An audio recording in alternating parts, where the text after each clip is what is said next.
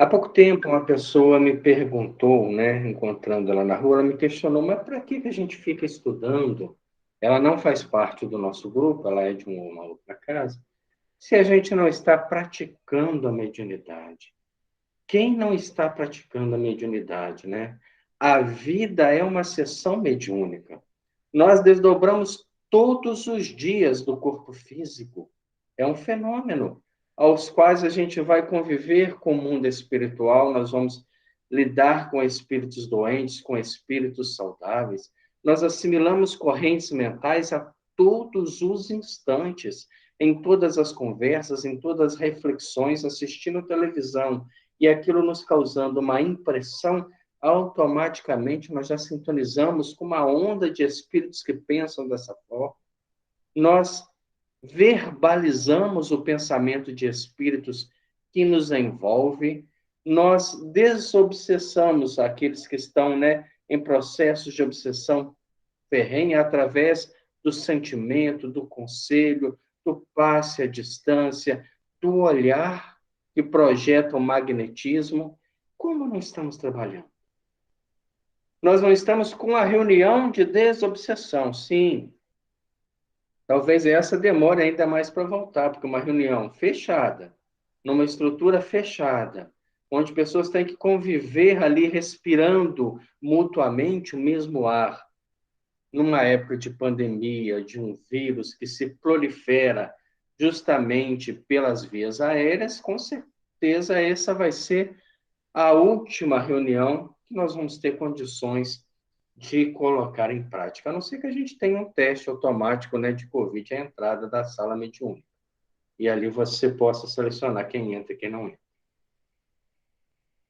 Os espíritos não dependem de nós encarnados para o trabalho de desobsessão, visto todas as obras de André Luiz, onde o trabalho de desobsessão no mundo espiritual é muito mais intenso.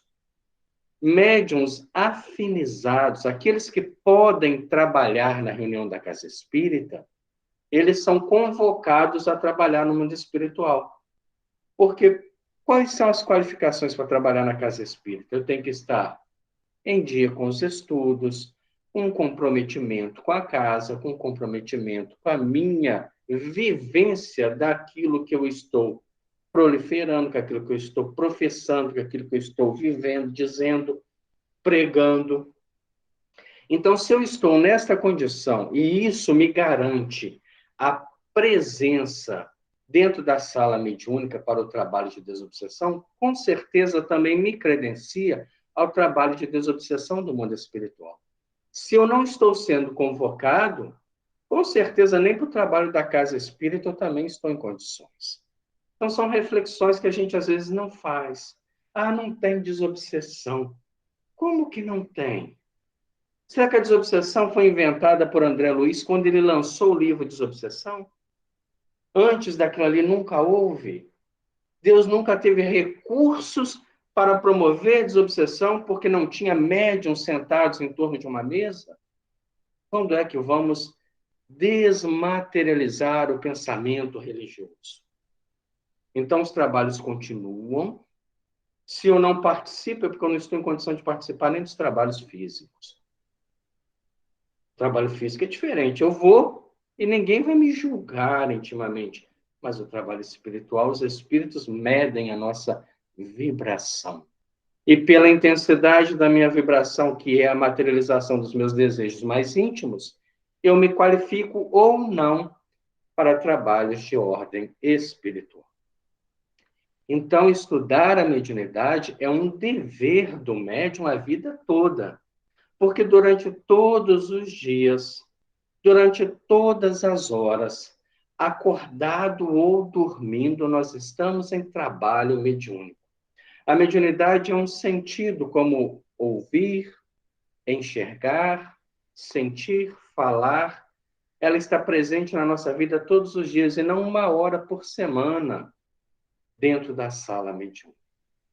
Quando quebrarmos esse paradigma do templo, nós entenderemos que Jesus, como um médium excelente, nunca precisou de templo para trabalhar.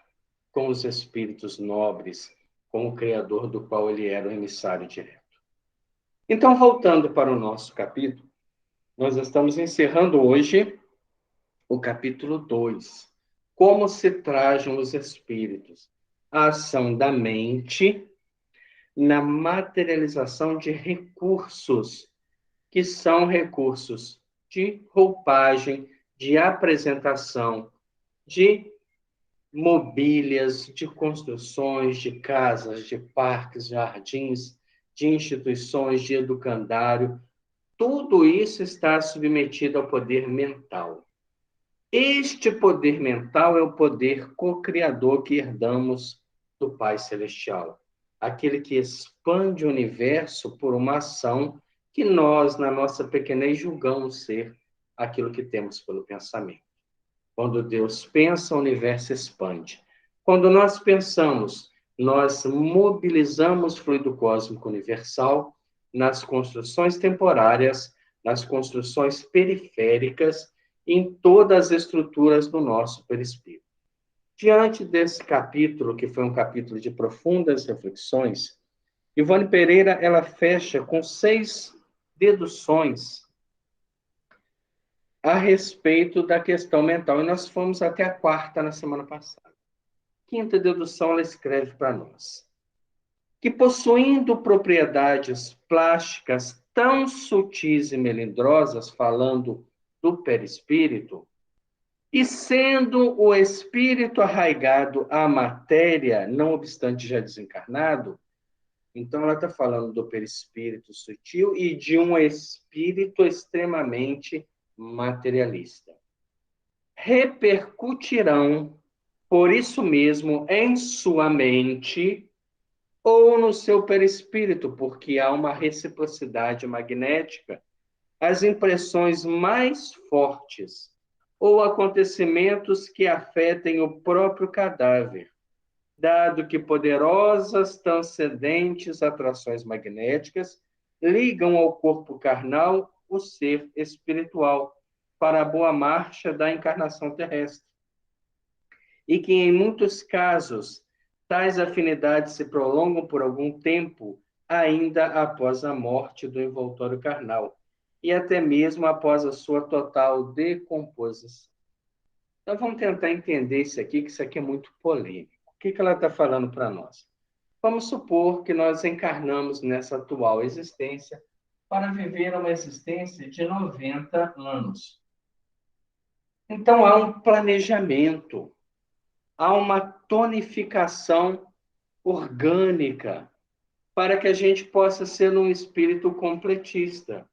As encarnações que transcendem os 85, 86 anos são encarnações completistas, de pessoas que, mesmo com limitações orgânicas, graças às medicações, à evolução da medicina, o respeito à saúde e o respeito aos limites do corpo físico, ela consegue viver aquele tempo planejado. É um planejamento, não são encarnações feitas de qualquer maneira. Então, quando nós encarnamos, foi feito um planejamento, que em 90 anos, nós conseguiríamos diminuir uma carga kármica que trazemos de experiências reencarnacionistas, de experiências que não foram bem-sucedidas. Mas encarnando, nós passamos pelo chamado Alzheimer da encarnação e esquecemos do mundo espiritual. Só lembramos dele quando pegamos um livro, quando estamos dentro da casa espírita, quando participamos de um estudo. Dificilmente eu acordo de manhã cedo, na segunda-feira, amanhã, e lembro, eu sou um espírito em provações, em expiações, em experiências materiais. E eu vou para o meu trabalho e vem o primeiro problema, e eu lembro que eu sou um espírito. E vem o segundo, eu lembro, não, eu já vou discutindo, debatendo, me achando injustiçado por tudo, porque nós reduzimos a nossa percepção. É a ilusão que a matéria ainda exerce sobre cada um de nós. Então, nós sentimos esse efeito. E quanto maior a predominância da matéria sobre o espírito, menor a sua condição espiritual. Tanto que na pergunta de número 100 do Livro dos Espíritos, na escala espírita, na divisão da terceira e segunda ordem, a primeira condição é essa. Os espíritos da terceira ordem têm predominância da matéria sobre o espírito. E os espíritos da segunda ordem têm predominância do espírito sobre a matéria. Ele lembra que é espírito o tempo todo. Então, ele lembra quando ele está sendo agradecido por alguém. Ele lembra quando está sendo insultado por alguém. Ele lembra quando ele está tendo percepções, espirituais à sua volta. Ele lembra que a sua natureza é espiritual e que esta não é mais do que uma de diversas vidas que já foram experienciadas. E nesta ele teve um prognóstico, um tempo. Ele teve um investimento da espiritualidade para que ele pudesse aproveitar mais, já que ele está lúcido, já que ele está instruído, já que ele aceitou uma proposta de fé que não é uma proposta infantil, que não vai levar ele à infância espiritual, e sim a um desdobramento maior do seu próprio pensamento. Então, eles calcularam, poxa, já que você está neste tipo, de aproveitamento de encarnação, vamos ver se você consegue chegar aos 90 anos. E o que a gente faz? Nós começamos a viver desrespeitando a própria saúde. O organismo físico tem uma infinidade de recursos. Você corta a mão, daqui a pouco aquilo ali cicatriza. Você tem uma infecção, você tem medicações. Você vive uma pandemia, você tem as vacinas que atenuam, que criam resistência, que geram imunidade.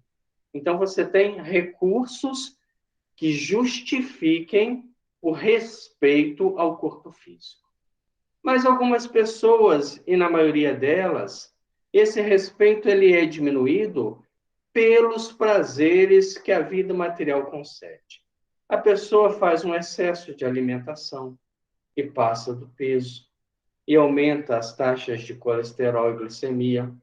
A pessoa, às vezes, numa ansiedade muito grande, desequilibra o sistema circulatório, gera doenças autoimunes, e aqueles 90 anos começam a se declinar.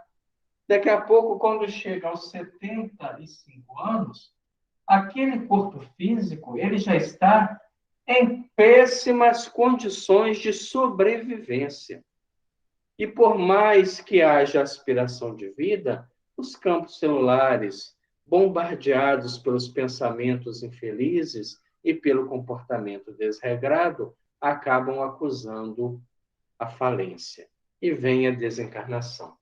Então, faltou um período dos 75 por 90, que nós não vamos classificar como um suicídio, a não ser que fomos pegar o suicídio no pé da letra, que diz que o suicídio é a antecipação da morte.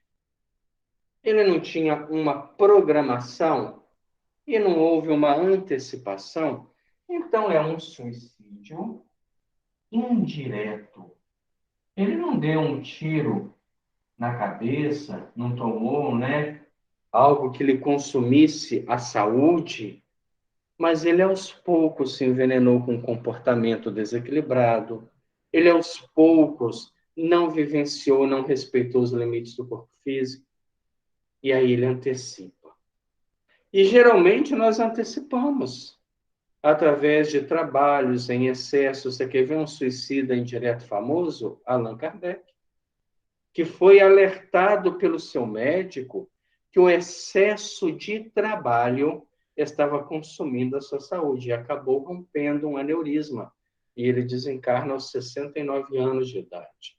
No entanto, ele vai com mérito, porque ele renunciou à sua saúde com o propósito de trazer a maior quantidade de informações do plano espiritual que estivessem sido já solidificada pelos espíritos superiores, diferente de nós.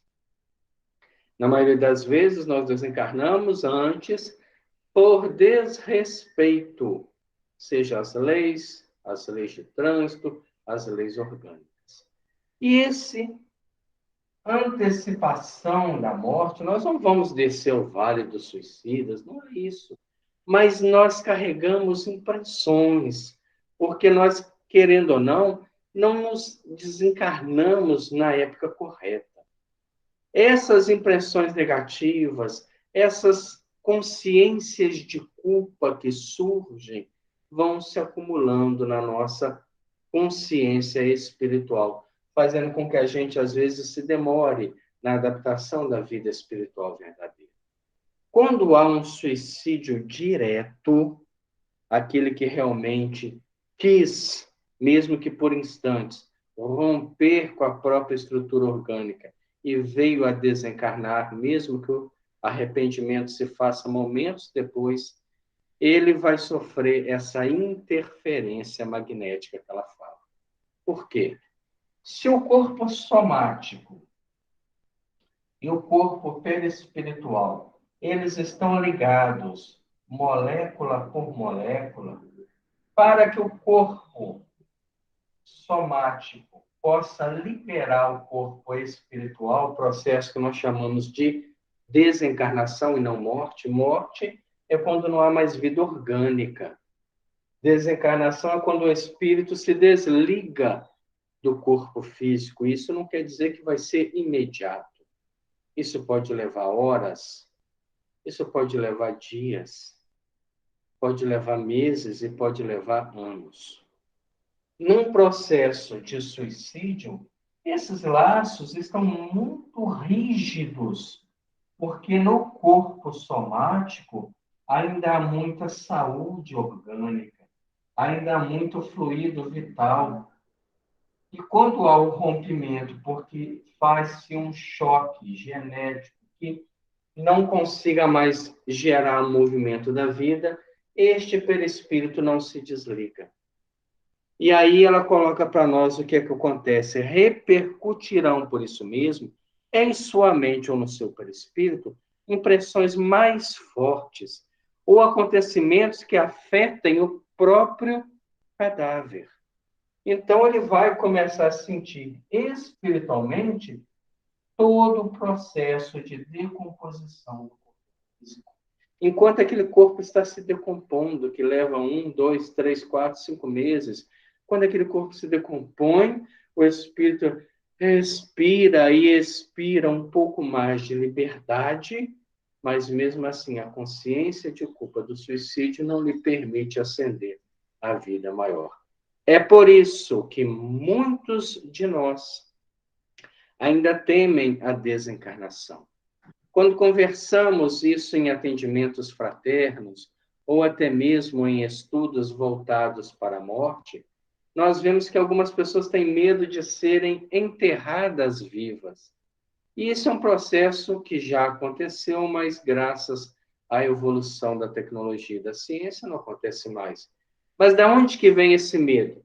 Dessas impressões, mesmo de não ter sido de um suicídio direto, o suicídio indireto também há repercussões muito menores, muito menos traumáticas, mas que estão solidificadas no inconsciente. E aqui, de alguma forma, a pessoa lembra daquilo ali como um trauma que ela não quer vivenciar. Então, a decomposição é sentida pelo espírito? Depende. Depende de como ele viveu a vida. Se ele viveu uma vida sensualista, uma vida extremamente materialista, aonde ele não aspirou à vida espiritual, aquela vida orgânica à qual ele está ligado é a realidade que ele tem. Então ele vai sentir, ele vai sofrer os efeitos da decomposição, do mau cheiro, da destruição das suas vestes, e se aparece, né, algum médium, vai aparecer vestido como um mendigo, um indigente do mundo espiritual. E a sexta dedução que ela põe para nós, fechando esse raciocínio, ela diz: finalmente, que a par de tal fenomenologia da mente e da vontade, existem no mundo espiritual elementos fluídicos essenciais. No mundo espiritual. Então vamos tirar isso aqui, né? Essas impressões aqui que nós não vamos vivenciar isso mais. Existem no mundo espiritual fluidos, elementos essenciais. Então, eu coloco fluidos essenciais, gases, energias, matérias muito transcendentais. O mundo espiritual, ele é a variação do fluido cósmico universal. Então, se nós temos no mundo material, tudo que está à nossa volta é uma variação do fluido cósmico universal, no mundo espiritual, essa variação é muito maior. Ela abrange tantas construções das colônias, as estruturações das instituições, a vestimenta e alimentação dos espíritos, partindo de um mesmo princípio. Se no nosso mundo ela já é extremamente variável, que nós temos o mineral com todas as suas classes, desde a areia das praias ao cimento das construções, as rochas que se elevam, nós temos um mundo, né, vegetal com uma imensa variedade na sua constituição. Nós temos o mundo animal e o mundo, né, separando o animal superior, o mundo humano, com suas necessidades e construções, todas estruturas materiais que partem do fluido cósmico universal. Lembrando lá do livro dos Espíritos, da Trindade Universal, que é Deus, Espírito e matéria. Tudo tem que estar contido nisso. Então, o mundo material, ele é a matéria e é uma variação do fluido cósmico universal. O mundo espiritual, ele não deixa de ser uma matéria quintessenciada, variação do fluido cósmico universal. Aí nós vamos perguntar, Deus é o fluido cósmico universal? Deus, ele é único. Não há nada que se compare a Deus. Nada. O fluido cósmico universal é uma criação de Deus. Nós não podemos comparar a criação com o Criador. Então, Deus é único. Nada comparável. Tudo abaixo dele é criação.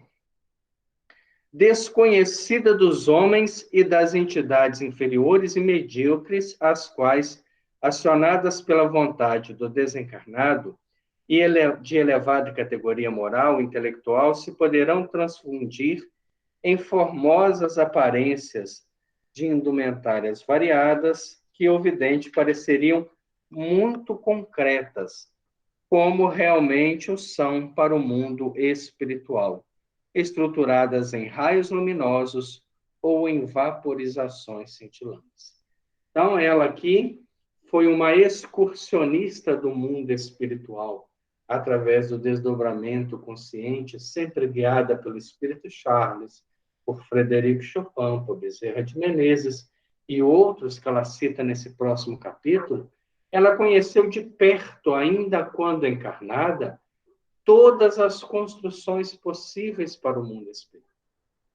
E se assim se dá na dimensão do nosso planeta, à medida que isso vai crescendo em processos evolutivos, com certeza o fluido cósmico universal se desdobra à infinidade na composição de todos os mundos visíveis, aos nossos aparelhos eletrônicos, aos nossos telescópios, como a todos os mundos que estão em dimensões que os nossos aparelhos ainda não registram, que é muito mais do que aquilo que registra, com certeza.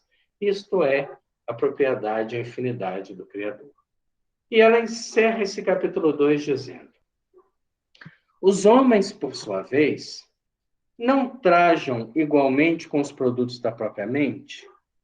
E ela levanta esse pensamento para nós. Porventura, a lavoura do linho e do algodão, como a produção da seda, a maquinaria das fábricas que tecem os seus fios, transformando em vistosos brocados e rendas custosas, não foram antes criações mentais para em seguida se concretizarem em vestuários ricos e suntuosos?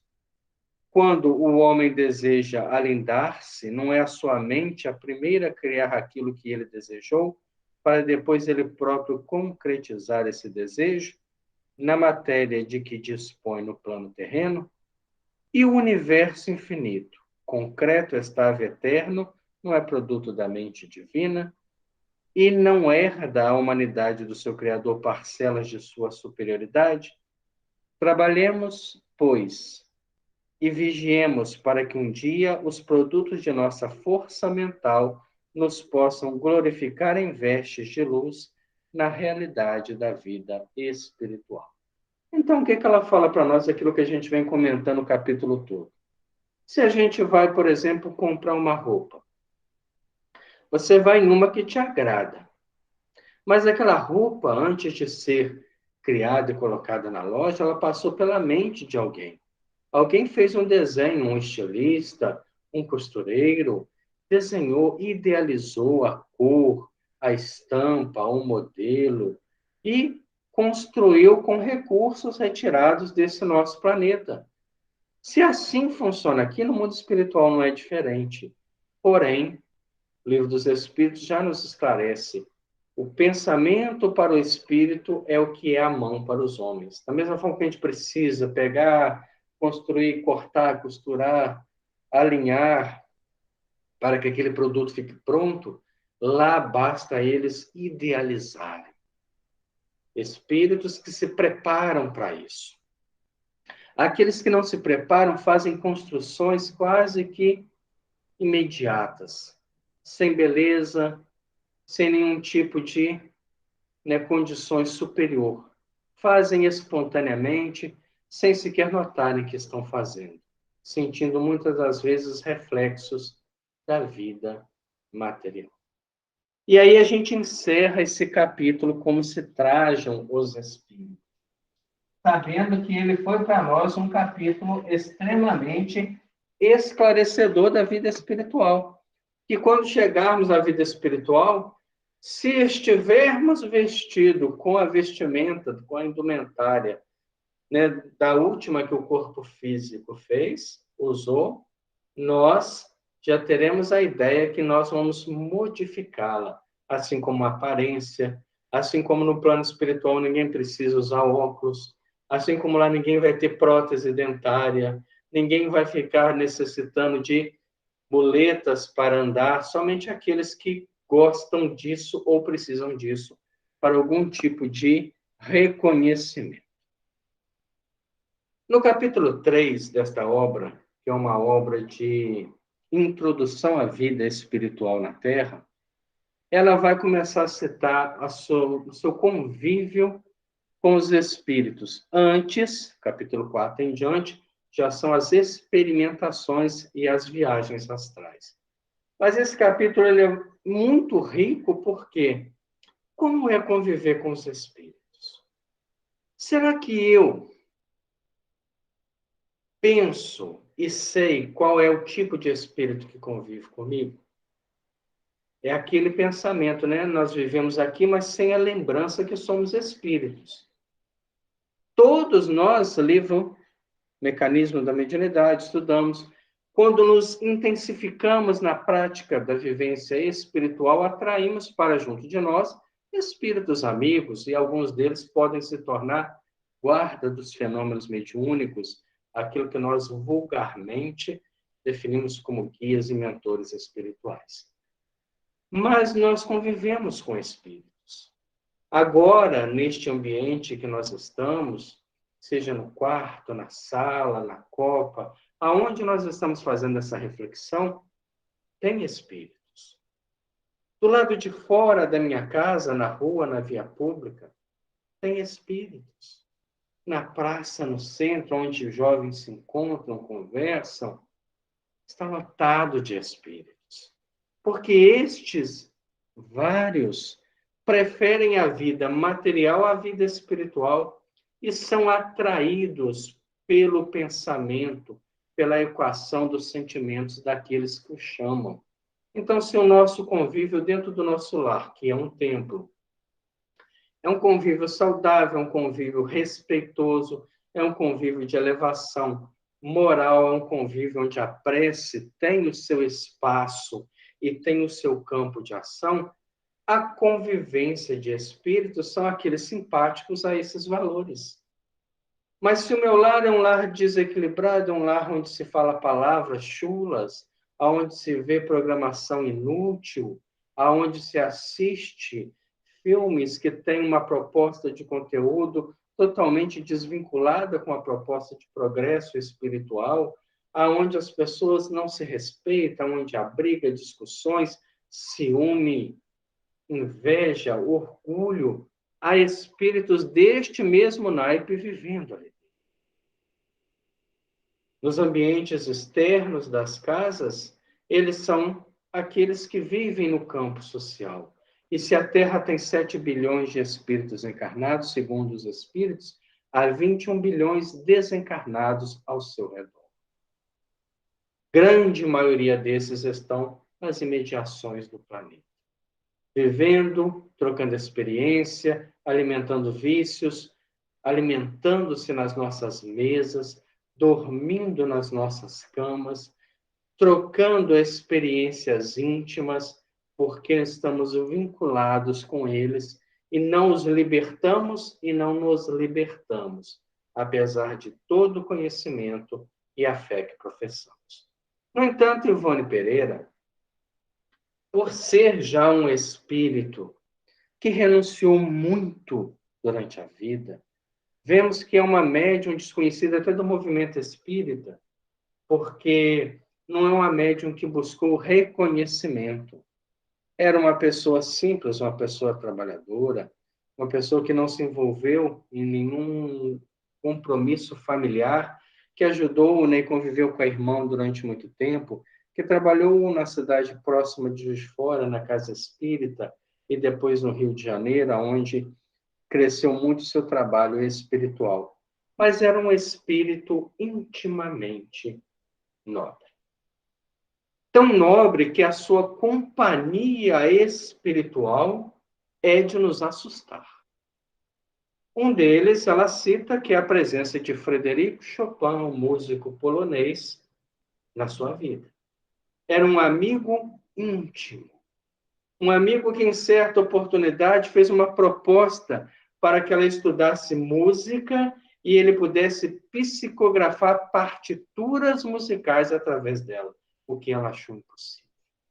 Porque, pela sua condição de educação muito simples, não conseguia acompanhar o pensamento de um dos músicos mais difíceis de ser interpretado, pela sua genialidade, pela sua cultura musical e pelo seu gosto refinado. Então, ela começa esse capítulo para nós, trazendo a pergunta número 401 do Livro dos Espíritos, quando diz: durante o sono, a alma repousa como o corpo? É uma pergunta de Allan Kardec no capítulo da emancipação da alma. E os espíritos respondem: não, o espírito jamais está inativo. Por mais que ele esteja preso, ele está produzindo alguma coisa, boa ou ruim. Durante o sono, afrouxam-se os laços que o prendem ao corpo. Ele não precisa estar atento, ele não precisa estar observando, escutando, interagindo. Então, os laços afrouxam e ele experimenta liberdade. E não precisando este, então, da sua presença, ele se lança, o corpo estando em estado letárgico do sono, permite ao espírito se lançar pelo espaço e ele entra em relação direta com os outros espíritos que estão no mesmo nível do seu pensamento e da sua emoção. Então, se Ivone Pereira ela vivia com Frederico Chopin e outros, é porque no seu íntimo ela já vivia naquele nível dos espíritos elevados. Como Allan Kardec e aqueles que respondiam, as perguntas são tão geniais ou até mais que algumas respostas, porque ele já estava no nível daqueles espíritos que respondiam aquelas questões. Se Chico Xavier convivia com Emmanuel, que é um espírito iluminado pelo conhecimento, pela vivência e pela doação que faz nas suas obras, é porque Chico Xavier é uma alma iluminada. Se Divaldo Franco convive com Joana de Cusa, com Joana Inês de la Cruz, com Joana de Ângeles, com Santa Clara de Assis, que é a mesma personalidade, é porque ele é do mesmo nível desses espíritos. Embora nós que somos muito inferiores questionamos. Às vezes ridicularizam os médiuns, né? Falam mal disso ou daquilo de uma postura que nós devíamos ter pelo menos respeito. Nós devemos aprender com esses que alcançaram esse nível estando encarnados, vivendo experiências como nós, trabalhando, convivendo. Não são pessoas que foram criadas, elevadas e diferenciadas. São pessoas que viveram para adquirir este posto. É aquele soldado que se esforçou na batalha e foi promovido por mérito. Não há na espiritualidade indicações. Eu vou indicar, né, fulano de tal, porque é uma pessoa esforçada, uma pessoa que tem um conhecimento bom, né? Quem sabe ele chega aqui, ele convive com os espíritos superiores, se ele não tiver mérito e não construir a sua própria liberdade, é alguém que vai continuar no mesmo nível de todos. Leia um livro, Voltei, a experiência de Frederico Figner, do irmão Jacó, é ótimo, excelente. Ele faz para nós um relato de uma verdade tão profunda que nos toca, porque ele foi uma pessoa boa. Ele foi uma pessoa, um dos homens mais ricos do Brasil. Amigo pessoal de Thomas Edison. Ele dividiu uma fortuna que ele tinha em 3 partes.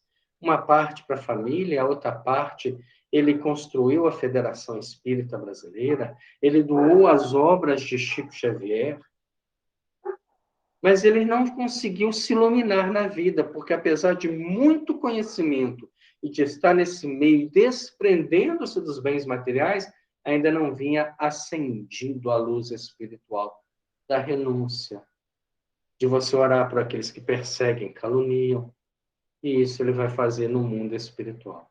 Uma das obras que nós devemos ler, pelo menos, uma vez por ano.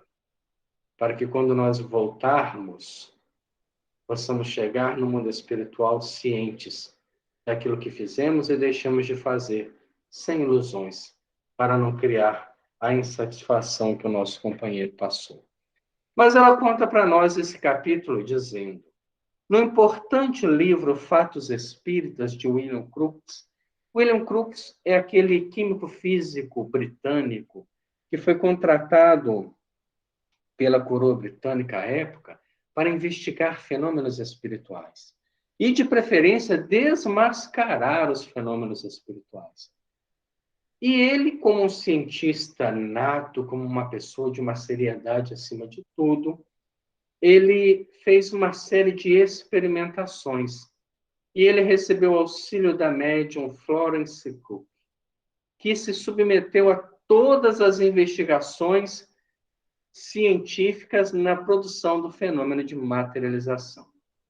Então, ele tinha uma médium excepcional, que durante o transe ela era pesada, retiravam-se sangue, faziam contagem dos elementos do sangue. Ela se entregou como uma cobaia científica e ele, longe de criticar, ele deu um aval científico para o fenômeno mediúnico, porque através de Florence Cook nós tivemos a materialização do espírito de Kate King, o qual ele conviveu por mais de 2 anos consecutivos.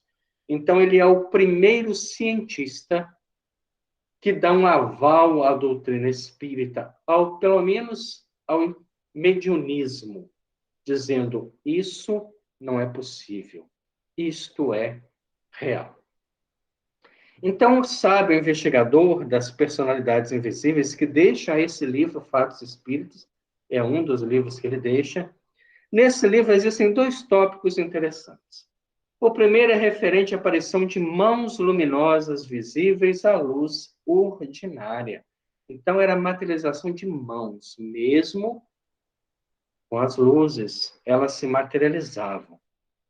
E o segundo, tratando das célebres materializações do espírito de Kate King. Transcrevemos ambos no início da presente crônica, porque os julgamos testemunhos adaptáveis a outras materializações que hemos presenciado, não obstante serem categoricamente espontâneas e não provocadas como as primeiras. As materializações de William Crookes, elas eram provocadas. Era um ensaio científico. E este espírito, Kate King, também, ela faz, né, neste ensaio científico, era a comprovação, era a espiritualidade unindo-se à ciência para que tivesse um aval, para que não fosse ridicularizado como um mito, como uma crença. Embora muitos hoje ainda pensem dessa forma, porque desconhecem ou não levam a sério o trabalho de um cientista renomado, como William Crookes. Nem sempre a mão é uma simples forma, pois algumas vezes parece perfeitamente animada, graciosa, os dedos movem-se e a carne parece tão humana quanto a de qualquer pessoa presente. É uma referência que ele faz no mesmo livro, Fatos Espíritas, na página 42, na quinta edição, editado pela FEB. Ele via a mão materializada e era como se ela fosse uma mão real. Ela movimentava os dedos, ele via a movimentação da carne dobrando. Não era uma aparição, não era uma coisa vaporosa. E ele ainda diz, Kate, o espírito que materializava, nunca pareceu tão grande perfeição. Durante perto de 2 horas, ela passeou na sala, conversando familiarmente com os que estavam presentes. Várias vezes tomou meu braço andando, e a impressão sentida por mim era de uma mulher viva que se achava a meu lado, e não de uma visitante do outro mundo. Página 70 da mesma obra, edição pela FEB. Imagina um cientista, materialista a princípio, químico e físico, tendo a presença de um espírito materializado na sua casa, que toma-lhe o braço, que anda pela sala e entre os familiares e conversa por mais de 2 horas consecutivas. Era uma prova final do espiritualismo, que fez com que aquele homem renomado afirmasse que os fatos eram reais. Sendo a faculdade mediúnica o meio de que a criatura encarnada dispõe para se tornar intérprete do mundo espiritual, e estando tal faculdade prevista nas leis da natureza, não será impossível, dentro de certo limite, a um médium que se haja dedicado convenientemente ao exercício da faculdade, comunicar-se com este ou aquele espírito que tanto poderá ser entidade normal e esclarecida, como inferior e obsessora. Então, ela começa dizendo para nós, faculdade mediúnica é a percepção de correntes mentais. Nós aprendemos isso no primeiro capítulo do livro Nos Domínios da Mediunidade, a assimilação de correntes mentais. A comunicação do futuro é a comunicação do pensamento. Como nós fazemos com os espíritos, eles nos intuem, e a gente tem aquela ideia, da mesma forma, nós pensando, levamos informações para eles. Chegará um ponto que a humanidade evoluída comunicará totalmente pelo pensamento. No entanto, um médium que esteja experimentado, que esteja afeiçoado ao estudo, que perca as suas impressões da orientação educacional defeituosa, que os espíritos são assombrações, almas de outro mundo que vêm perturbar, quando ele encarar com naturalidade a convivência, porque ela já existe mesmo que ele não encare, ele poderá conversar naturalmente com os espíritos. Porque a faculdade mediúnica, ela é como o ato de enxergar, de ouvir, de falar, é um sentido comum. Nós fazemos isso sem percebermos que os espíritos estão presentes. Mas sabendo que eles estão presentes, nós fazemos com mais segurança. E eles estarão presentes de acordo com o nosso mundo íntimo. Então, nós poderemos conversar tanto com os espíritos superiores, como com os espíritos inferiores. Ernesto Bosano, outro pesquisador italiano, sábio psiquista italiano, que os espiritistas estudiosos tanto acatam, Em uma das suas admiráveis obras, essa obra é A Crise da Morte, declara que entre as entidades inferiores, talvez somente os chamados réprobos jamais possam se comunicar com os médiuns, o que nos induz a concluir que tais espíritos, os réprobos, portadores de vibrações viruladas por múltiplos prejuízos, tão contagiosas quanto as mais perigosas pestes, poderiam, por sua presença no fenômeno de incorporação, quando é franca a permuta de vibrações, levar os médiuns a enfermarem gravemente, ou até mesmo a morrer. É uma declaração pesada de um estudioso espírita profundo, que foi Ernesto Bozano, criador do livro Pensamento e Vontade. Ele coloca para nós que existem qualidades de espíritos que são incompatíveis para o fenômeno mediúnico. É por isso que uma reunião de mediúnica, uma reunião numa casa espírita, onde vai se promover incorporações de espíritos, a todo faixas protetoras. Os espíritos são selecionados para que possam comunicar. Uma casa que tem comunicação de espíritos suicidas é uma casa que é preparada magneticamente. Os médiuns têm um acréscimo do tônus vital para não se desgastarem tanto com aquela comunicação de um espírito em condições ainda muito difíceis, né, a caminho do equilíbrio. Mas ele cita uma classe de espíritos pouco citada nas obras, quase nunca encontramos nada, nenhuma literatura a respeito dos réprobos, de espíritos que talvez vivam nos abismos ainda ligados ao nosso planeta, que não têm condições de uma comunicação direta, a não ser que haja um grande trabalho da espiritualidade, da equalização das vibrações, como ela coloca para nós. Os grandemente iluminados lutariam de seu lado com dificuldades para a plena harmonização com o médium, dada a inferioridade moral vibratória deste.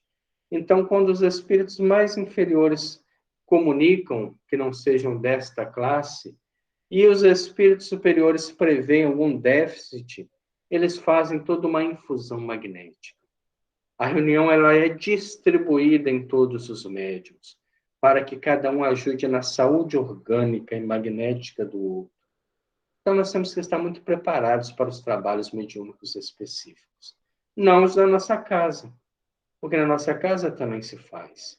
Nesse momento que estamos conversando sobre mediunidade, vários espíritos são tragos à nossa casa e recebem também reflexões positivas.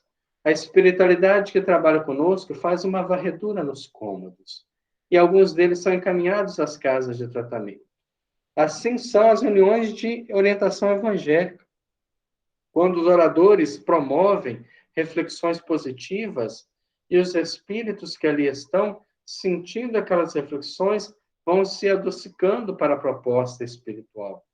Nós não temos que ter medo da convivência. Nós devemos temer a convivência ruim, e que na maioria das vezes acontece espontaneamente.